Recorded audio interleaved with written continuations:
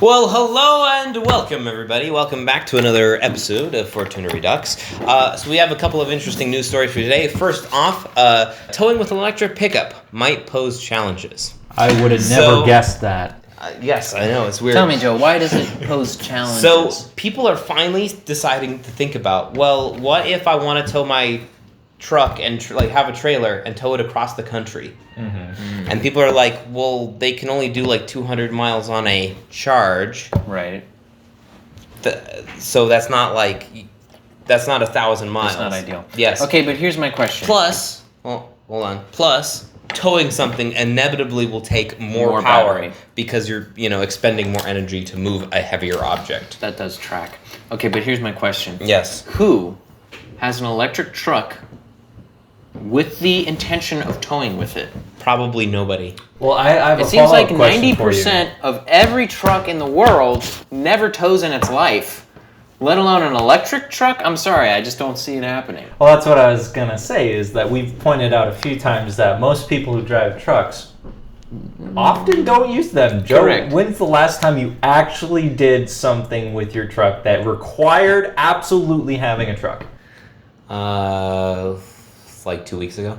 What was that you did? What did I do? I do a lot of things. He does take the trash out. I do. I do work. I do know that. But he has. And you know what? I rescued you off your moped once. That's true. That required a truck. He did. called me because he needed a truck and he didn't have one. Funny story, actually. So the moped broke recently, and I thought the moped Again. was completely dead. Okay, and I was sad because I've ridden it a lot. I've sort of bonded with it. So when the motor died, I thought, oh, that's a shame. Something must be cracked, or I lost compression, or the seals are bad, or something. So I tried to fix it, and I looked in the carburetor. That was the first place I looked, and I looked at the filter, and it was clean. So, but while I was down there, I happened to notice. Shut up! While I was down there, I happened to notice that. That little distributor box that sends spark to the spark plug? Yeah. That was unplugged because I didn't want someone to steal it. So just to sum up, basically what happened is Peter unplugged the coil, never plugged it back in, and just assumed that it died. So Peter is the most intelligent person here. So Pete's PSA real quick. When you have a moped and you want to make sure no one steals it while you're at a buddy's house, and you take out the plug thing so it won't work, remember to put it back in, or otherwise you'll think it's broken, and it's embarrassing. I'm just glad I'm not editing this, because that's going to be hard. Anyway, can I get back to my story? Yes. Thank you. A bit of a tangent there. Yeah. Thank you. So anyway, people are starting to think about this might actually be a problem, towing with an electric truck or SUV or whatever you want. Right. And it would be darn right. So, guys, Fortuna Redux top tip: if you need a vehicle and you need to tow with it, buy something diesel. And if you want to say tow on the weekends, buy some big gasoline engine. And if you're not going to tow at all, buy some kind of Buy a Ford Ranger. Yeah. Yes.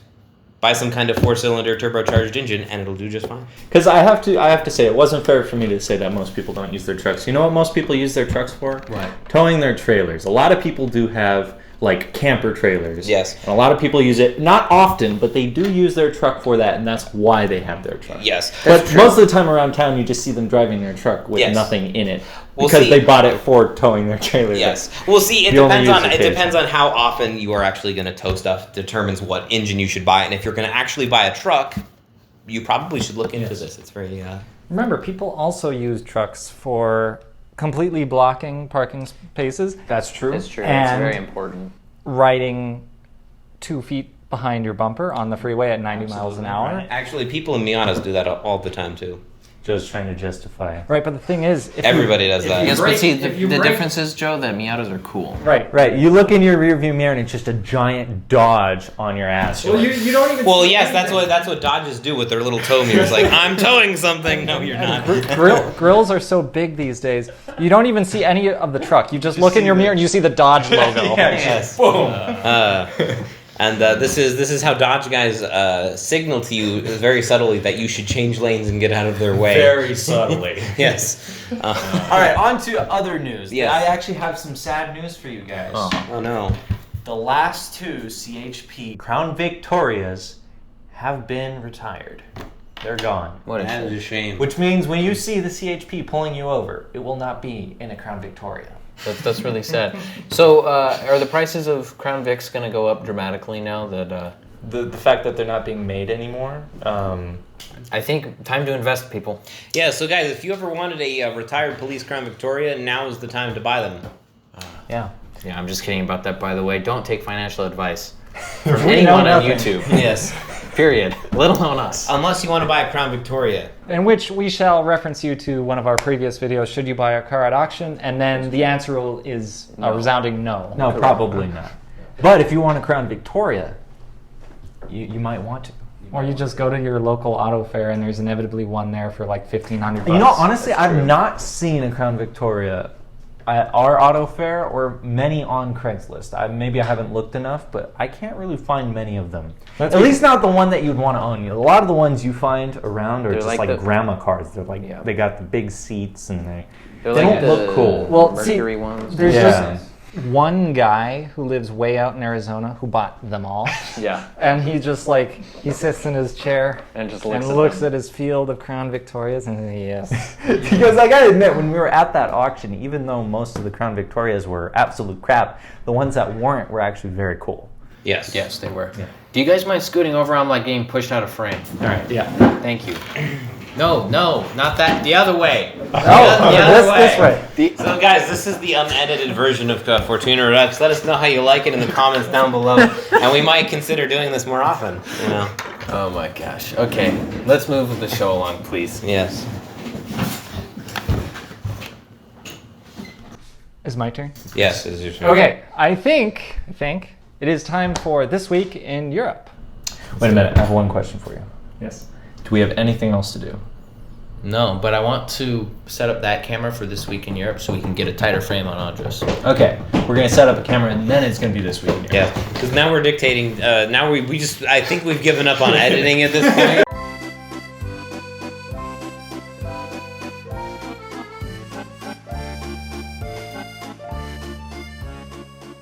Bonjour and welcome to another episode of This Week in Europe.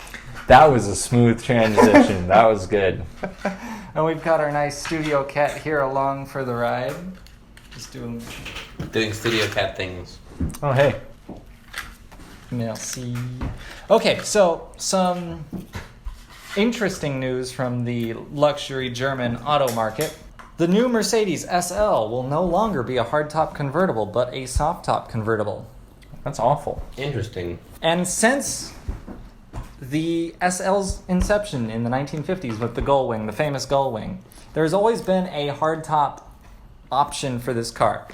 The Gullwing obviously was a coupe, but they had a softtop convertible, which you could purchase an extra hardtop, like a clip-on hardtop. And that style of hardtop went all the way through the 80s and 90 generation of the SL with the removable hardtop, and then a really kind of flimsy soft top for emergencies. Now, Mercedes is completely changing their design of the SL, and they're making AMG the sole designer of the next generation.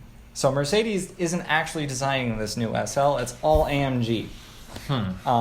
Another thing it's getting rid of is the V12. It is evolving just backwards. Now, this is an attempt. Mercedes is trying to change the way this car is viewed and appeal to a younger audience, kind of like what Cadillac did like 20 years ago. Right. This car has been constantly owned by the rich old people who could afford a luxury Grand Tourer. So what you're saying is they're marketing it for more young people who are suddenly going to come out with $100,000. Yes, that is correct. Gotcha. Excellent My marketing. generation, guys- start making money, please. Okay, guys, you know what?